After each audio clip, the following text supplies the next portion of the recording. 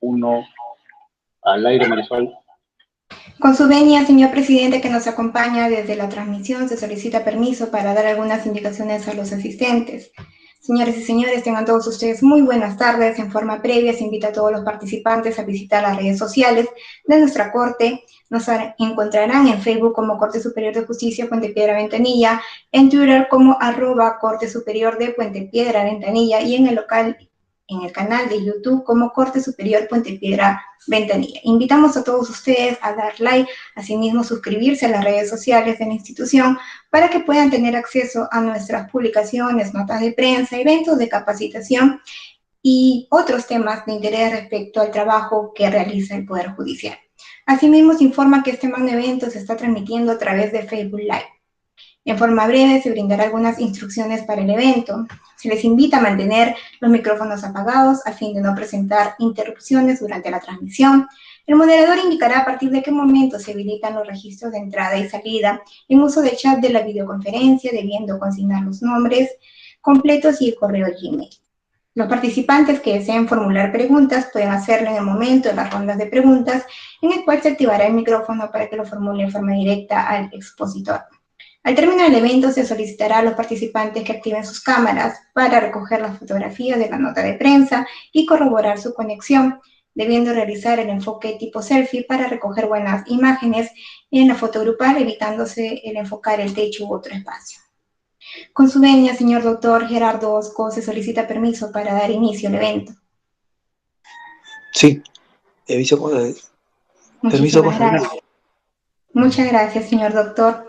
La Presidencia de la Corte Superior de Justicia Puente Piedra Ventanilla les da la bienvenida a la última conferencia magistral de este primer módulo del ciclo de conferencias del módulo penal, siendo el tema la prueba, tratamiento y control.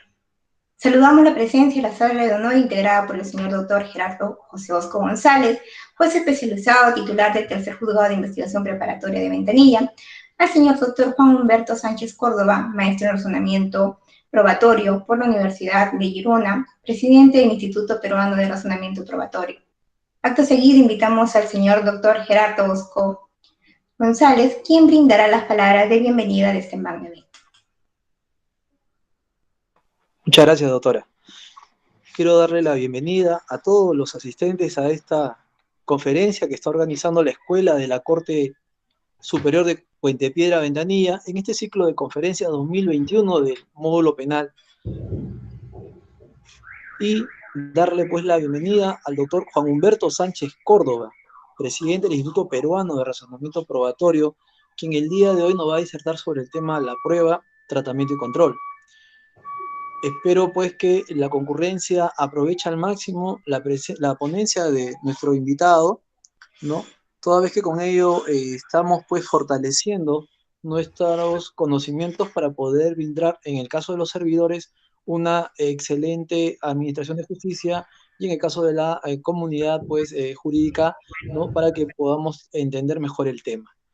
Y quiero dejarlos también con una frase, porque de hecho que si bien es cierto estamos atravesando una pandemia, de hecho que no estamos dejando de lado el trabajo propiamente que realiza la Corte Puente Piedra Ventanilla, ¿no? Quien está pues bajo la dirección de nuestro presidente, el doctor Flaviano Llanos, quien pues es gestor de todas estas actividades académicas, ¿no? Y que definitivamente los que están ahora en este momento enlazados están haciendo un esfuerzo y viendo la manera y los medios, ¿no? Cómo enlazarnos, tal vez a través de un celular, tal vez a través del auto, ¿no? Y quiero traer a cotación esta frase del señor Albert Einstein, ¿no? Que dice que hay una fuerza motriz más poderosa que el vapor, que la electricidad y que la energía eléctrica, que es la voluntad. Y es la voluntad que todos estamos poniendo en este momento para poder compartir, pues, ¿no? En este evento académico. Sin más, entonces, los dejo con el doctor Juan Humberto Sánchez, quien pues va a deponer el tema la prueba. Adelante, doctor. Sí, muy agradecido por sus palabras, señor doctor Gerardo José Osco González. Damas y caballeros, previo a darle paso al doctor, continuando con el programa, pues vamos a invitar al señor doctor Juan Humberto Sánchez Córdoba, quien disertará la ponencia, la prueba, tratamiento y control, para lo cual es necesario hacer su trayectoria, indicar su trayectoria profesional. Vicepresidente del Instituto Peruano de Razonamiento Probatorio, maestro en razonamiento probatorio por la Universidad de Girona, maestría con mención en Ciencias Penales de la Universidad Nacional Mayor de San Marcos. Obtuvo el título profesional de abogado por la Facultad de Derecho y Ciencia Política de la Universidad Nacional Mayor de San Marcos con la tesis El inadecuado uso de las reglas de exclusión en la jurisprudencia del Tribunal Constitucional y la Corte Suprema. Es autor de los siguientes libros: La prueba prohibida y nulidad de actuados en el proceso penal, Gaceta Jurídica Lima 2017, y La culpabilidad y otros temas de derecho penal mínimo, además de diversos artículos en materia penal y procesal penal. Profesionalmente ha laborado en el Poder Judicial como secretario de confianza de la Sala Penal Permanente de la Corte Suprema de Justicia de la República y como asesor del Gabinete de Asesores de la misma institución, de la Defensoría del Pueblo, y fue también consultor de la Alta Dirección del Ministerio de Justicia y Derechos Humanos. Recibo una cálida bienvenida, señor doctor Juan Humberto Sánchez Córdoba. Muchas gracias, muy buenas tardes. Con la venia del doctor Osco y agradeciendo que me den un espacio en esta corte y en esta comisión de capacitación para poder palabras del tema de la prueba. Muy agradecido, doctor Osco, muy agradecido con la presidencia. Bueno, y también con todos ustedes de que se dan un momento para poder debatir estos temas que son interesantes y que nos van a servir para poder la actividad que realizamos diariamente en nuestra vida profesional, en este caso con el tema de la prueba. Para eso vamos a pasar unas diapositivas y vamos a ir hablando del tema, si es que les parece. A ver, voy a pasar mis diapositivas, un momentito.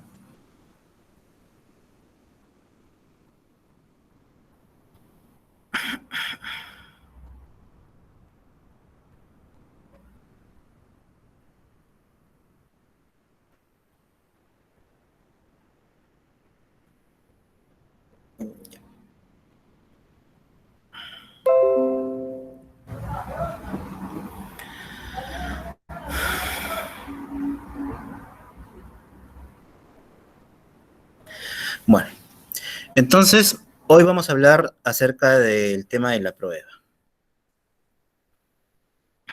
Tratamiento y control.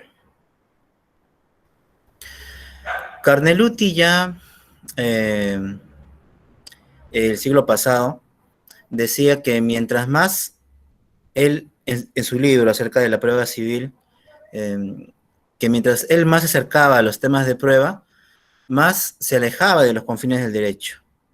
Y es que para él el tema de la prueba era un tanto especial, porque implicaba muchos conocimientos que en realidad no tenían necesariamente que ver con el tema legal o jurídico, sino tenía que ver con otras ramas.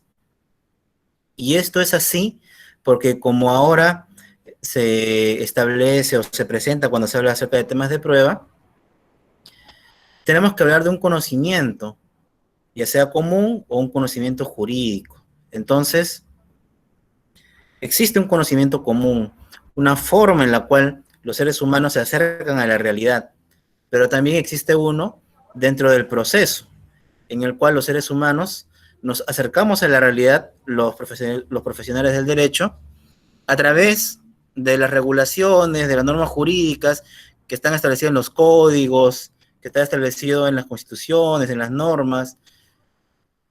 No obstante, estas no difieren mucho del conocimiento común. Son más especializadas, eso no se puede negar. Tiene reglas especiales, eso no se puede negar. Pero no son distintas, no son otras reglas. No es que se trate de algo totalmente distinto, no. Es más especializado, pero tiene la misma metodología para conocer. Entonces, simplemente cuando se habla del conocimiento común y el conocimiento jurídico para efectos de la prueba, lo que hay es un grado de especialización, una forma determinada especial para el derecho, para conocer lo que existe en la realidad. Entonces, si hablamos de prueba, no podríamos hablar de una prueba jurídica que sea totalmente distinta a una prueba en la vida real. La metodología, el conocimiento, es el mismo. Tiene especificaciones, que lo vamos a ir viendo a lo largo de la disertación, pero en realidad es lo mismo. Si bien Carneluti decía que nos alejábamos del derecho, en realidad es que esa parte del derecho es una parte que no corresponde necesariamente a la ley, sino corresponde más al sentido común, a las reglas de la lógica, de la máxima de la experiencia que ustedes conocen y habrán visto como sana crítica, y que también están recogidos en el Código Procesal Penal, por ejemplo en el artículo 168, referido a lo que es la valoración de la prueba. Entonces, hay que tener en cuenta esto, que no existe una prueba jurídica distinta de una prueba común y corriente. ¿Por qué? Porque el conocimiento de las pruebas sigue un talante epistemológico. Y en el derecho lo que se hace es aplicar la epistemología general. Es decir, es una aplicación especial, pero no distinta u otra.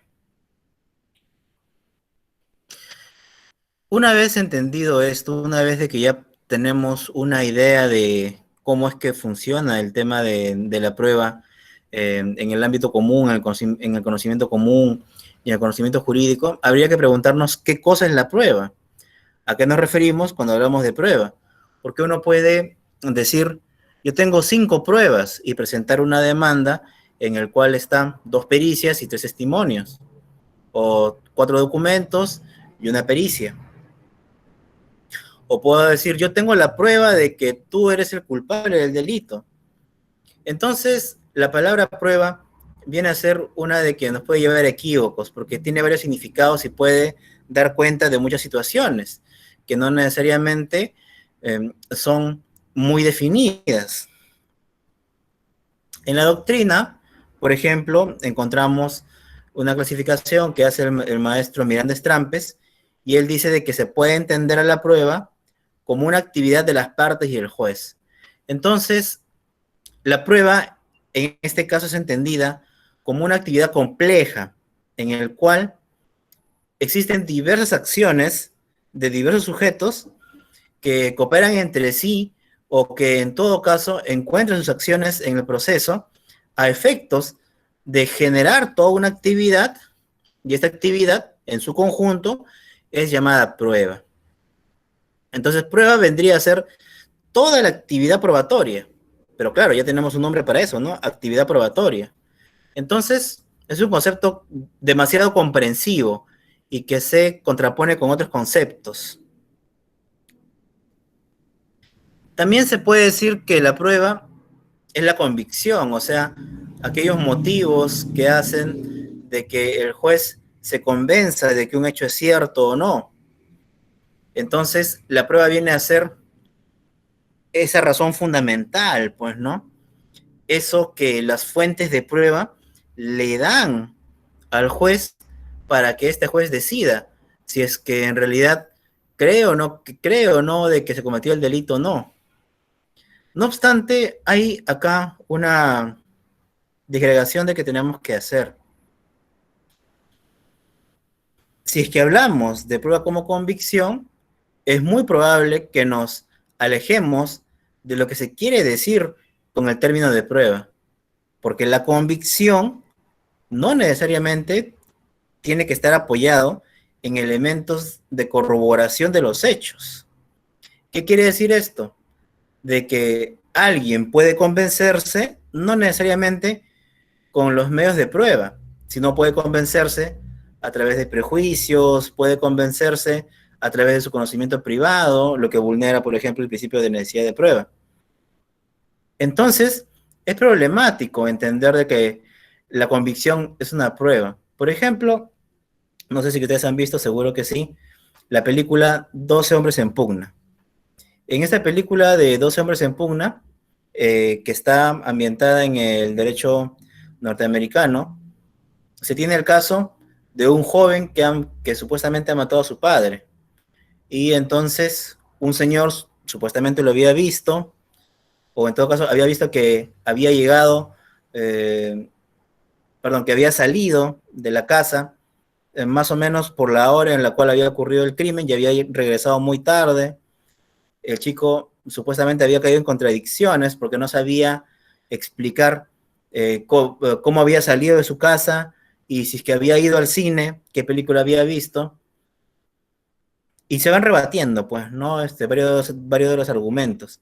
Uno de ellos, por ejemplo, y los últimos es que una señora había visto el momento del crimen, o sea, era una testigo presencial de los hechos. Pero los jurados, a través de un ejercicio retórico, se dan cuenta de que no era muy confiable su testimonio. ¿Por qué? Porque su testimonio dependía de su visión, y su visión no era buena, y en el momento de los hechos era muy probable que no tuviera puesto los lentes para poder percibir adecuadamente la realidad. Entonces no era fiable. Y fue así de que cada uno de los jurados, eran 12, cada uno de ellos comienza a votar por la inocencia de esta persona, o al menos porque no se declare culpable, porque no había una prueba más allá de la duda razonable. Sin embargo, había uno que no cedía.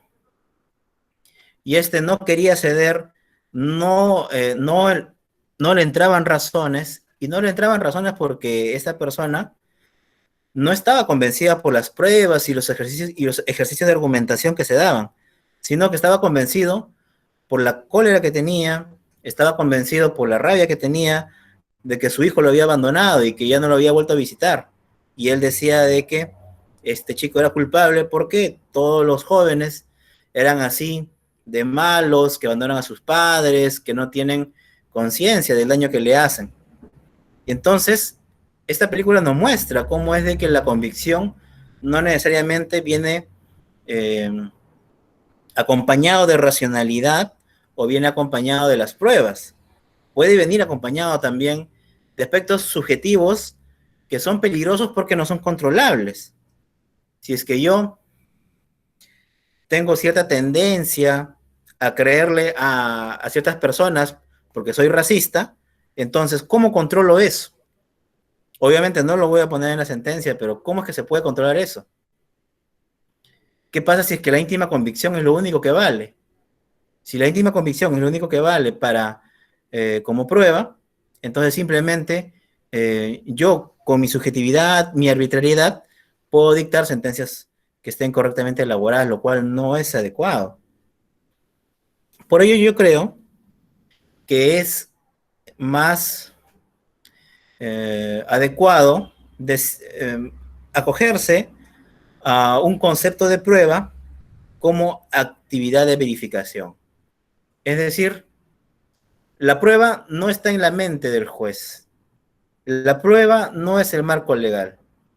La prueba es un resultado.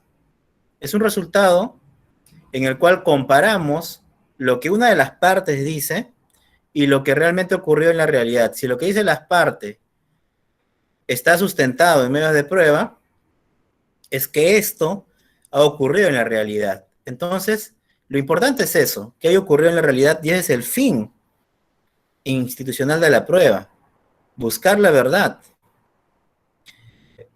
Entonces, a partir de ahí me parece a mí de que es más correcto un concepto de prueba ligado a lo que es la verdad de los hechos, la verdad en el proceso penal. Ahora, me podrás decir, pues, ¿no? Pero ¿cómo se va a hablar de verdad si es que la verdad es un concepto etéreo? ¿Quién tiene la verdad? Los seres humanos somos tan inferiores, no somos dioses, no podemos conocer la verdad. Y es cierto de que muchas de estas afirmaciones tienen un respaldo epistemológico, filosófico, incluso científico. Pero hay que entender cuáles son las afirmaciones correctas acerca de la verdad en el proceso. Porque mucho de lo que yo les he referido se ha dicho, por ejemplo, cuando se iniciaron las capacitaciones en el nuevo código, o sea, ahí en el 2004, 2005, que vinieron los chilenos, los colombianos, estadounidenses, puertorriqueños, y comenzaron a denostar de la verdad. Y decían que nuestros sistemas eran inquisitivos porque buscaban la verdad absoluta, el conocer el objeto mismo, lo cual es imposible. Y efectivamente es imposible, no podemos conocer eso. No tenemos una máquina del tiempo que nos regrese al momento de los hechos y nos haga ver, pues, ¿no? Si es que se cometió o no el delito. No podemos regresar al momento del robo. Pero lo que ellos afirmaron en su momento fue una verdad a medias, porque esa discusión acerca de la verdad es una discusión del siglo XVI, del siglo XVII. En la filosofía y en la epistemología, el siglo pasado, eso ya se descartó. Ya no se busca estas verdades absolutas. Se ha entendido que cuando uno se acerca de la realidad, se acerca en grados de probabilidad y probabilidad inductiva. Entonces, lo primero que debemos entender cuando hablamos de la verdad en el proceso es de que vamos a buscar una verdad aproximativa, no conocer sí tal cual cómo ocurrió, porque eso es imposible. No podemos regresar en el tiempo. Pero los medios de prueba nos van a dar una idea, nos van a aproximar a la verdad. Entonces sí podemos llegar a una verdad aproximativa, en grado de probabilidad.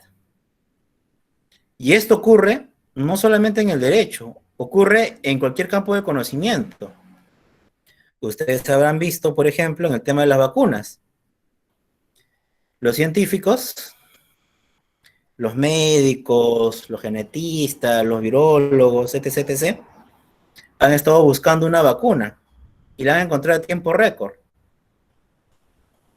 Pero ellos no dicen que esa vacuna va a curar todos los casos de coronavirus, sino un porcentaje, ¿verdad? 95%, 90%, 80%, etc. ¿Por qué? Porque ellos, a pesar de estar muy seguros de sus conclusiones, saben de que no van a llegar a un acercamiento de la realidad 100%, pues, un acercamiento absoluto. Y entonces, si en ámbitos tan tecnificados como esos es imposible llegar a una verdad absoluta, menos en el derecho, pues, ¿no? Por eso es de que en todos los campos del conocimiento, el acercamiento a la realidad, el acercamiento a la verdad, siempre va a ser aproximativo. No nos sintamos mal. Eso ocurre en la medicina, en la biología, en la física. ¿Cómo no va a ocurrir en el derecho?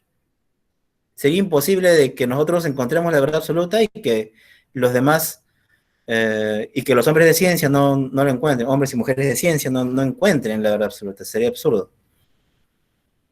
Entonces, eso es lo primero que debemos entender.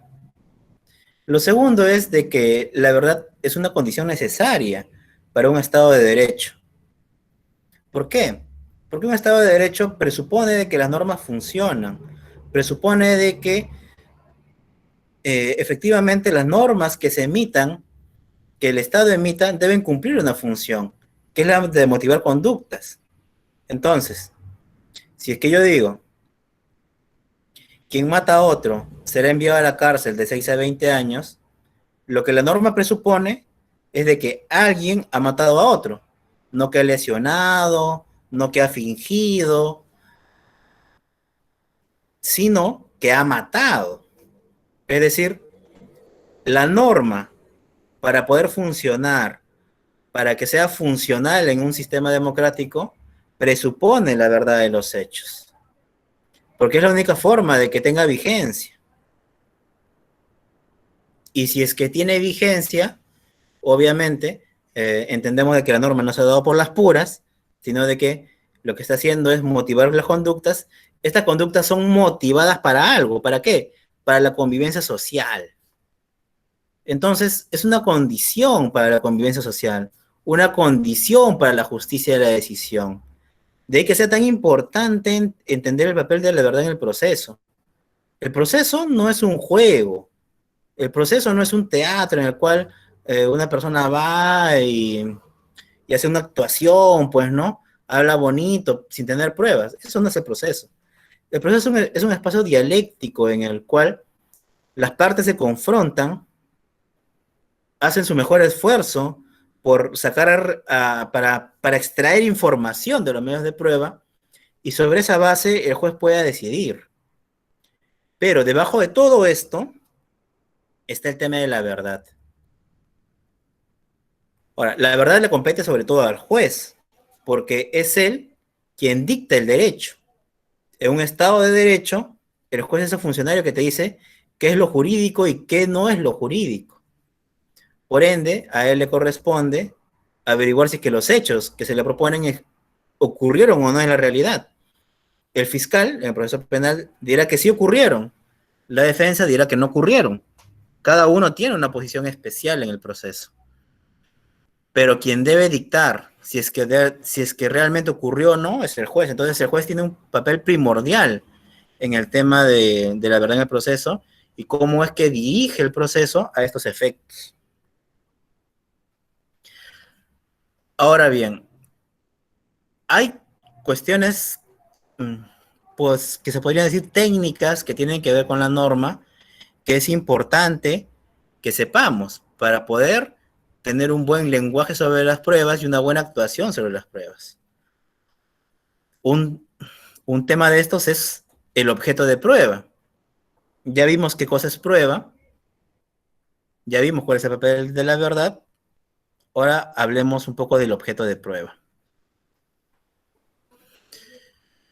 Cuando hemos hablado de la verdad, hemos visto de que no podemos llegar a una verdad absoluta, ¿verdad? Al noumen o al conocimiento último. Sino a una verdad aproximativa. Pero ¿de qué verdad hablamos? ¿Con qué comparamos? Comparamos con las versiones de los hechos. Es decir, lo que se prueba para llegar a la verdad es lo que una de las partes dice que ocurrió en la realidad. Por eso lo que se prueba en el proceso son las afirmaciones que hace una de las partes. No se prueba el hecho en sí, que es un tema filosófico, pues, ¿no? Metafísico, si que se quiere. Lo que se prueba son las afirmaciones de las personas. Juanito mató a Pepito. Tal persona se apropió de 500.000 soles. Eso es lo que se tiene que probar. Las afirmaciones. Las afirmaciones jurídicamente relevantes es el objeto de la prueba. Ahora, ¿por qué jurídicamente relevante? Porque hay una relación entre hecho y hecho jurídico. Un hecho es algo que ocurre en el mundo. Cualquier acto que se les pueda ocurrir. Pero un hecho jurídico ya es un hecho que tiene una relevancia para el derecho. ¿Y qué define esta relevancia? La relevancia está definida porque cabida de la norma. Entonces, un hecho relevante jurídicamente es aquel que está previsto en una norma. Porque si es que se origina, va a generar una consecuencia jurídica.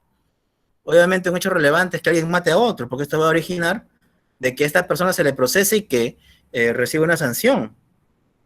O de repente o que una persona fallezca, porque es lo que es la sucesión hereditaria. Entonces, es importante entender esto, pues, ¿no?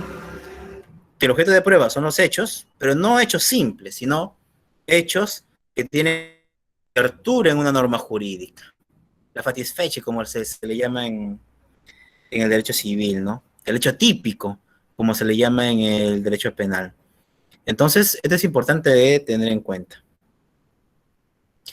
El artículo 156 del Código Procesal Penal señala que son objeto de prueba, es decir, aquello sobre lo cual el fiscal tiene que pronunciarse para acreditar los hechos de un caso, la imputación, es decir, obviamente los hechos del caso, sean hechos esenciales como hechos concomitantes, y esta diferencia tiene mucha importancia para lo que es los grados de progresividad de la imputación durante la investigación, por ejemplo, pero dejémoslo en que hay que probar los hechos del caso, la punibilidad, es decir, analizar si es que hay casos en los cuales se tiene que ver si es que se merece o no la pena, si es que se va a sancionar o no por efecto de la norma, como son estos casos de las exenciones, pues, ¿no? O las cuestiones objetivas de punibilidad,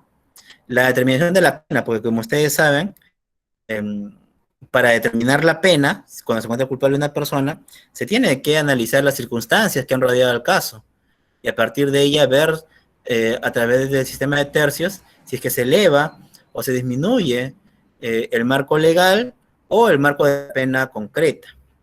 Lo mismo ocurre con la medida de seguridad civil, que por lo general son prácticamente que los que configuran los hechos para el derecho penal.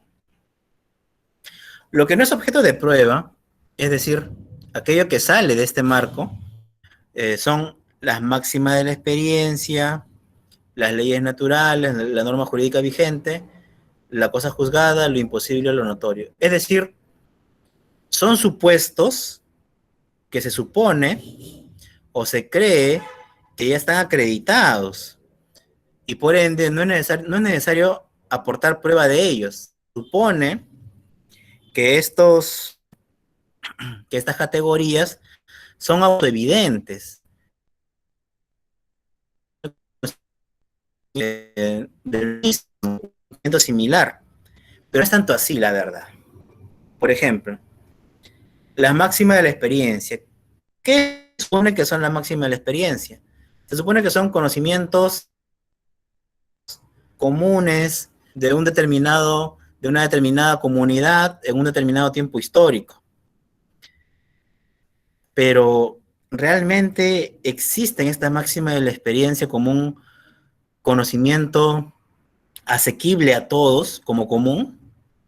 Probablemente pueda haber algún ejemplo, pero es muy difícil de hallar una relación de máximas de la experiencia. Muchas veces tienen que ver con la subjetividad del juez y que éste piense que son aplicables a todo el mundo. Es mejor, creo yo, cuando hablamos de máxima de la experiencia, analizar para qué sirve la máxima de la experiencia. Y la máxima de la experiencia sirve para crear inferencias probatorias, en el ámbito probatorio, obviamente. Entonces, si es que sirve para crear inferencias probatorias, será importante conocer la estructura de la inferencia probatoria. En la estructura de la inferencia probatoria tenemos un hecho probado, por así decirlo, un hecho base, y a partir de él tenemos que llegar a un hecho consecuencia, el hecho por probar. La forma para llegar a ese hecho consecuencia, a ese hecho por probar, es la máxima de la experiencia, que muchas veces se le da el nombre de regla de la lógica, regla de la ciencia, o bueno, o máxima de la experiencia, pues, ¿no? Entonces, lo que tenemos es algo que es la estructura de la inferencia. Es un enunciado que va a unir dos proposiciones. Entonces, lo que tenemos que ver es cuán fundado está este enunciado. En Estados Unidos, por ejemplo, se hizo un estudio acerca de los enunciados, pues, ¿no? Y se dijo que son más fiables, más confiables los enunciados que tienen que ver o que se basan en leyes de la naturaleza, en leyes de la ciencia. La ley de la gravedad, por ejemplo, ¿no? Por ejemplo, yo puedo decir, se ha acreditado que existió en el caso la fuerza física irresistible porque la persona, a momento de golpear a la otra, cayó por efecto de la ley de la gravedad. Y eso es algo muy difícil de contrarrestar, porque la ley de la gravedad es algo de que todos presuponemos, pues, ¿no? Claro que existen teorías, pues, ¿no? A nivel ya de física teórica, que nos hablan de otras posibilidades, pero lo usual, la física aplicable al globo terráqueo es de que existe la ley de la gravedad.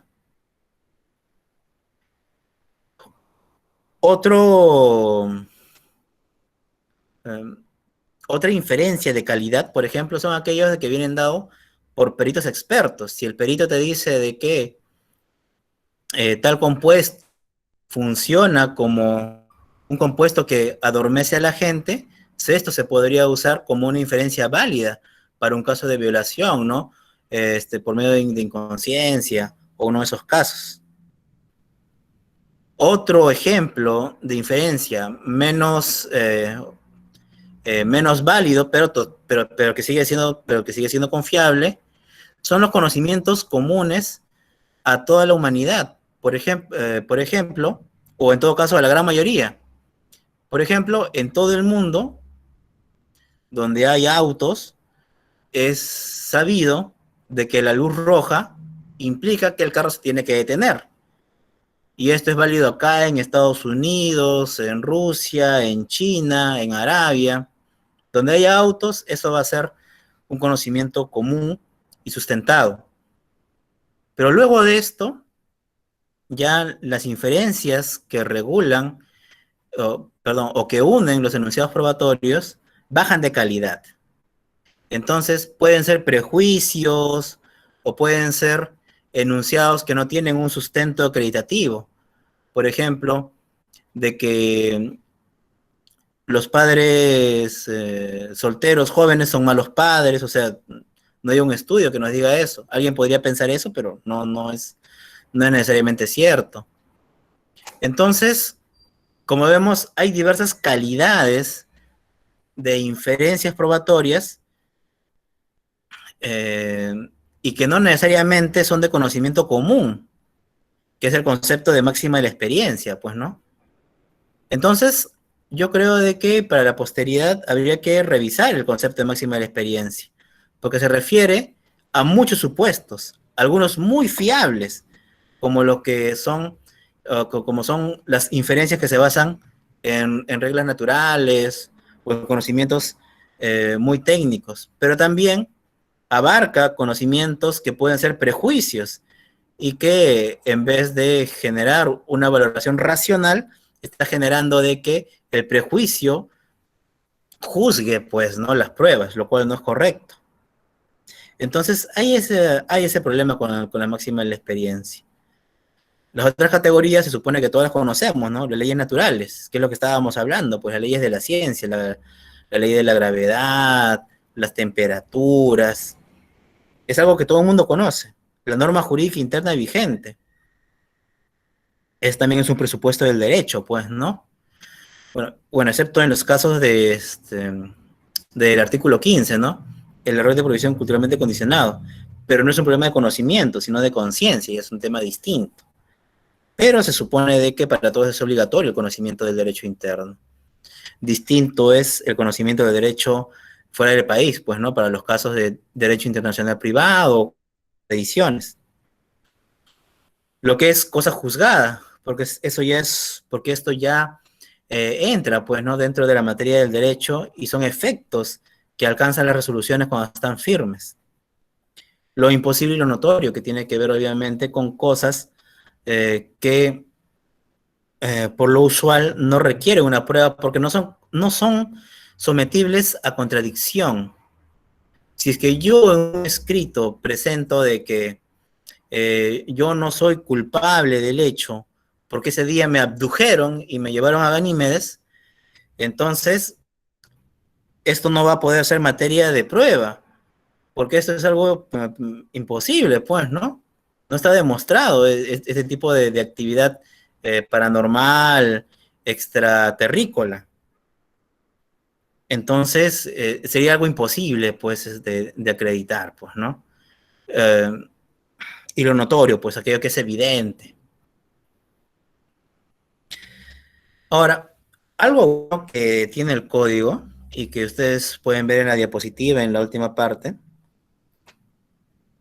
es de que hay hechos que pueden ser acordados por las partes, y entonces, si hay un consenso sobre esto, se evita lo que es el contradictorio sobre esto y con lo cual se gana tiempo, pues, ¿no? Tengo entendido de que no se usa mucho, pero sería una herramienta útil en algunos casos. Un tema también interesante que tiene que ver con la terminología del derecho probatorio son los fuentes y los medios de prueba. Recuerden que nosotros trabajamos con el derecho. Y el derecho es un conjunto, pues, de normas, principios, prácticas, valores, que tienen que ver con un determinado ámbito normativo que regula cierto campo de la actividad humana. Entonces, están mezclados muchas cosas, acciones de la vida real, fenomenológicamente activas, que uno puede percibirlas por los sentidos, pero también existen realidades que están dentro de un espectro distinto, pues, ¿no? Dentro de lo lógico, dentro de lo normativo. Y a esto es a lo que apunta esta división de fuentes y medio de prueba, propuesta por Cornelluti en su momento, pero mejorado por Sentis Melendo.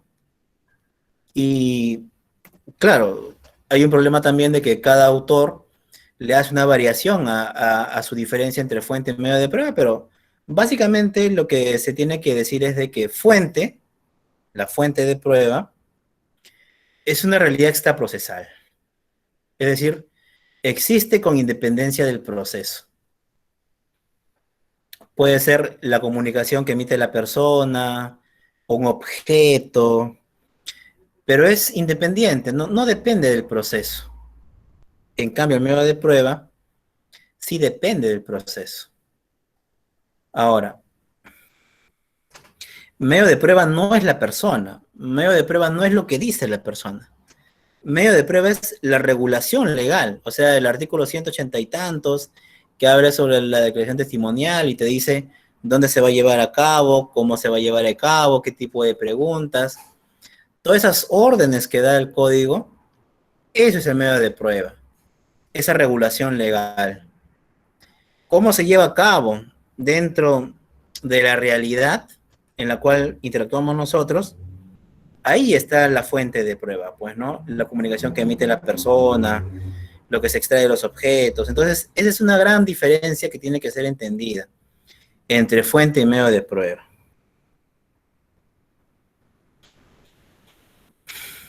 Y es importante porque, por ejemplo, el artículo 157 del Código Procesal Penal nos habla o nos dice que los hechos objeto de prueba, o sea, las afirmaciones que habíamos hablado, se acreditan por cualquier medio de prueba permitido por la ley. Es decir, cualquier tipo de hecho puede ser acreditado por cualquier tipo de medio de prueba. En ese sentido, podría ser que la fuente de prueba sea distinta.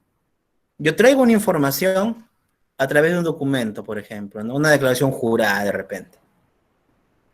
Pero no se admite. Yo podría traer esa información luego, durante la investigación, claro, dependiendo del estadio procesal, a través de un testigo.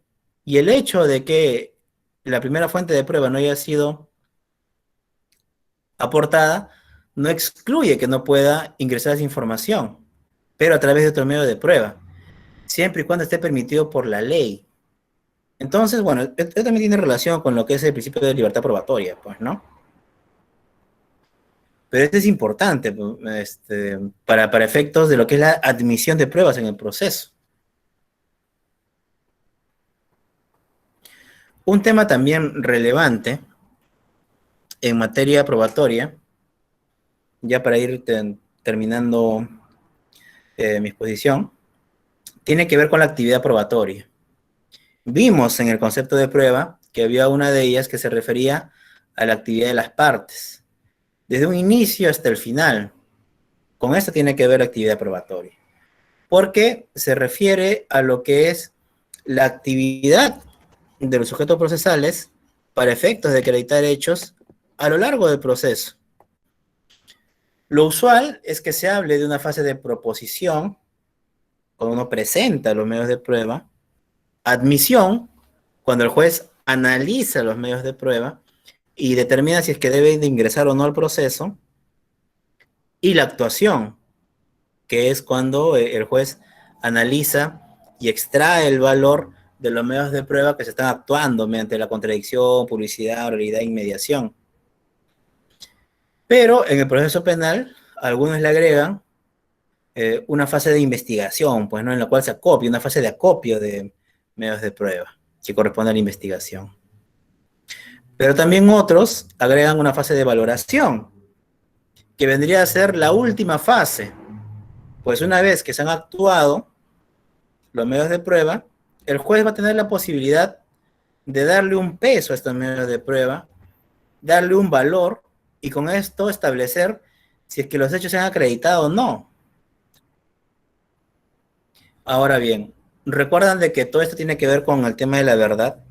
Entonces, para efectos de un diseño procesal, es importante que el juez tenga en cuenta que las actuaciones que realice, que las interpretaciones que realice el derecho, tienen que ser acordes a la búsqueda de la verdad. Entonces, habrán ciertas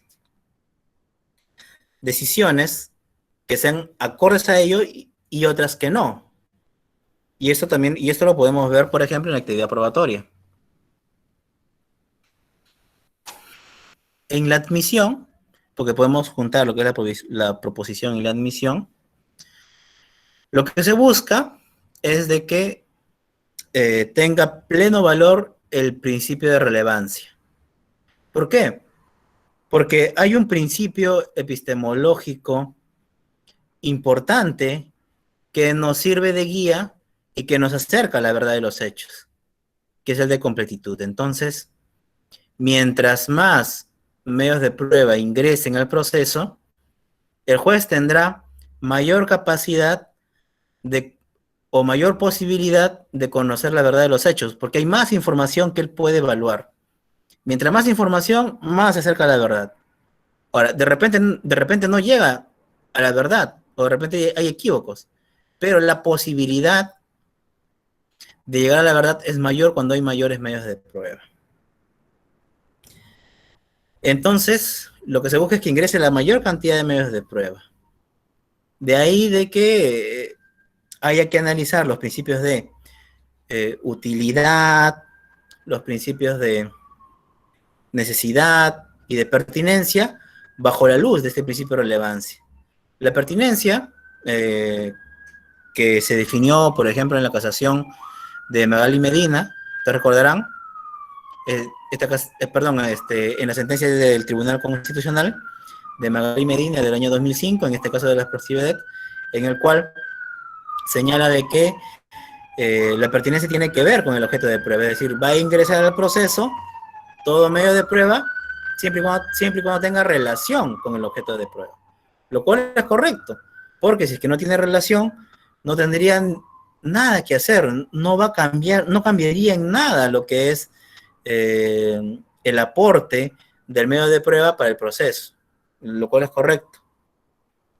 La necesidad implica de que el medio de prueba sea el idóneo para probar y que además sea legítimo, lo cual también es adecuado en la medida de que se busca, pues, de que los medios de prueba sean correctamente adquiridos y que sean útiles para probar los hechos, que sean adecuados para probar los hechos. Acá, por ejemplo, se puede analizar el tema de la prueba prohibida, porque el tema de la prueba prohibida es una contradicción con este principio de inclusión, con ese principio de relevancia, porque mientras este principio te dice que tiene que haber más medios de prueba, mientras más mejor, la prueba prohibida te dice de que si es que encuentras una prueba que está maculada por afectación de derechos fundamentales, esta debe excluirse. Aún así, esta te lleve a la verdad de los hechos, porque te puede decir cómo ocurrió el hecho, pero a pesar de eso, se tiene que excluir. ¿Por qué? Porque ocurre que en el proceso, no solamente la verdad tiene un papel relevante para efecto de interpretación del derecho, sino de que hay otros derechos y otros intereses y otros principios que también tienen importancia. Entonces algunos dirán que hay que hacer un control de proporcionalidad, pues, ¿no? establecer si es que es proporcional que se quede un medio de prueba que ha afectado derechos fundamentales o no corresponde. Entonces, ese es un tema, por ejemplo, que se debe de analizar, pues no en sede de prueba prohibida. Y el principio de utilidad, pues, ¿no? O sea, de que se excluye la prueba sobreabundante. Pero la pregunta es, ¿cuándo una prueba es sobreabundante? ¿Qué cosa es la prueba sobreabundante? Es cuando la información que llega al proceso no va a ser o no va a tener más efecto que la que ya está en el proceso mismo. Por ejemplo, tienes 2 testigos que han dicho que Pepito mató a Juanito. El tercer testigo no te aporta nada más porque te dice lo mismo.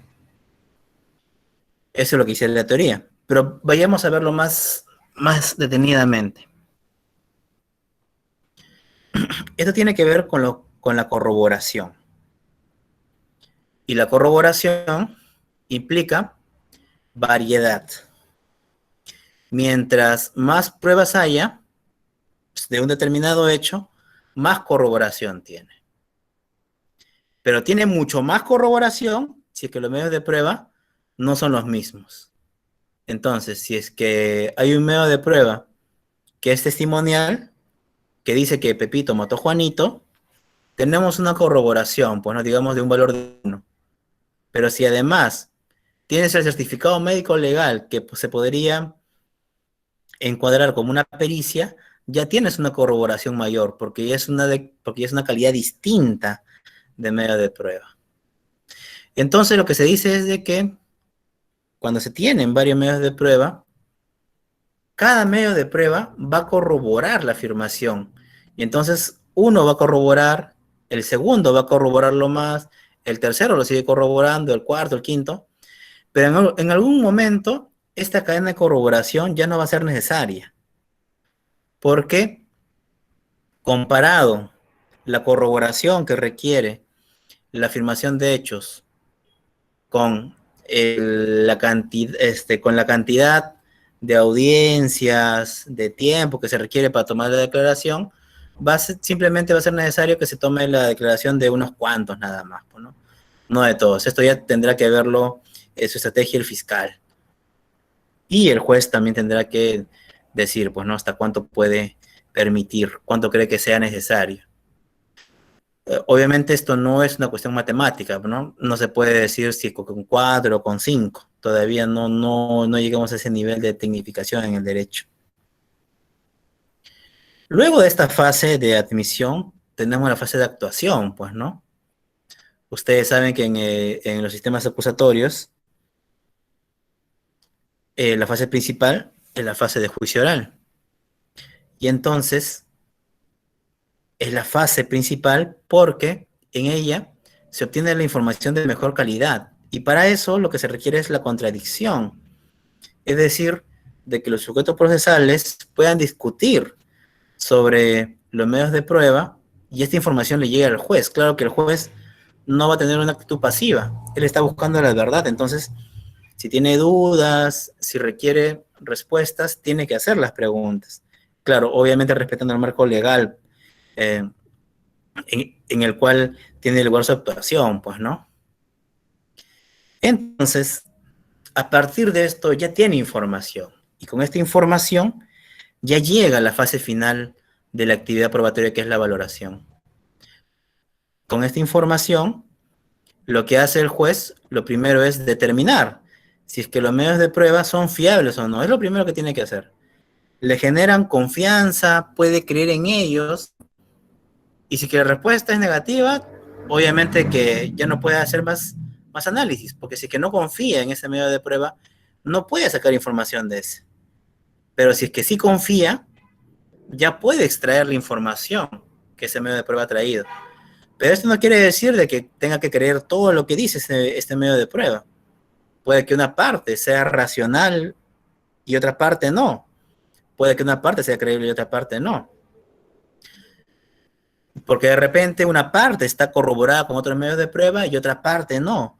Puede ser que una parte de la declaración se condiga con la máxima de la experiencia y otra parte no, o sea, un relato absurdo. Entonces, Esto tiene que analizar el juez en la etapa de valoración. Y con eso acaba lo que es la fase de valoración. Ya para acabar, simplemente referiré que hay algunos principios generales a toda la actividad probatoria, no solamente en el proceso penal. Por ejemplo, el de libertad de prueba, que es muy importante, porque muchas veces hay abogados que dicen que tal hecho se prueba con tal medio de prueba, o que no se puede acreditar tal hecho con tal medio de prueba, pero eso no es así. Lo que rige en un proceso penal acusatorio es la libertad de prueba. Cualquier hecho se puede probar por cualquier medio de prueba siempre y cuando esté dentro de los márgenes de la ley. Otro principio importante es el de necesidad de prueba. ¿Qué implica esto? Que el juez, para tomar una decisión, no puede basarse solamente en su conocimiento privado. De repente yo conozco el caso porque pasé por ahí y vi, pues, ¿no?, cómo le golpearon a la señora o al señor. Pero yo no puedo basarme en eso como juez. Tengo que basarme en lo que está en el expediente. Eso es el principio de necesidad de prueba. Otro es el de unidad de prueba, que implica de que las pruebas que están en el expediente se tratan como una unidad. Es decir, no se pueden separar, no hay prueba de la parte. Una vez que ingresan y son admitidos, son prueba de todos. Existe una comunidad de la prueba. Y el juez tiene que valorarla toda, pues. Bueno, esto es básicamente algunos temas probatorios básicos, fundamentales, que es importante revisar para efectos de un correcto entendimiento y análisis de la prueba en el proceso penal. Y con esto concluye mi intervención. Yo les agradezco mucho que se hayan quedado hasta esta hora. Y si tienen preguntas, entonces espero podamos debatir sobre las preguntas. Muchas gracias. Muy agradecidos por su excelentísima ponencia, señor doctor Juan Humberto Sánchez Córdoba. A continuación, se hacen las preguntas a los participantes, así como la sala de honor, si desean formular alguna pregunta a nuestro expositor.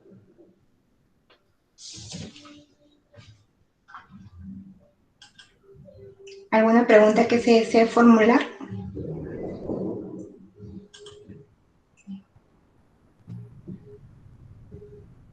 Muchas gracias, señor doctor Juan Humberto Sánchez Córdoba.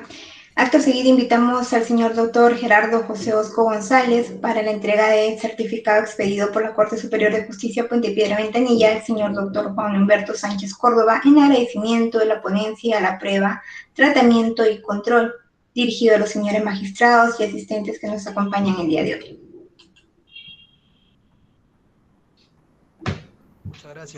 Muchas gracias Marisol.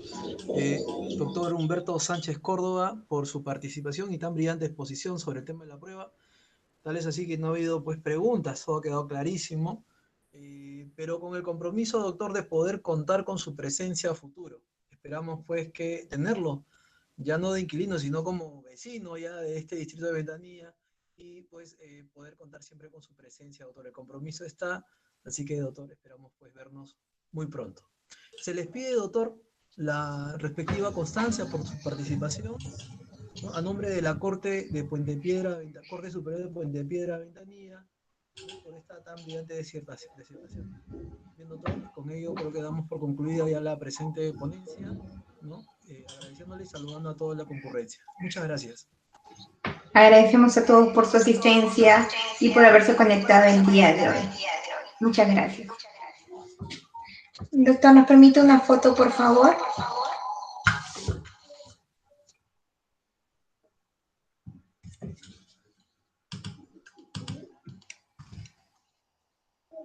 Otra foto.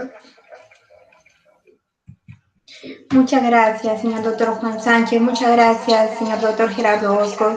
Doctor Mirabal Flores, muchísimas gracias. Buenas tardes. Gracias, doctora. Gracias a todos, muy buenas tardes. Muchas gracias, doctores. Muy amable. Gracias. Hasta luego.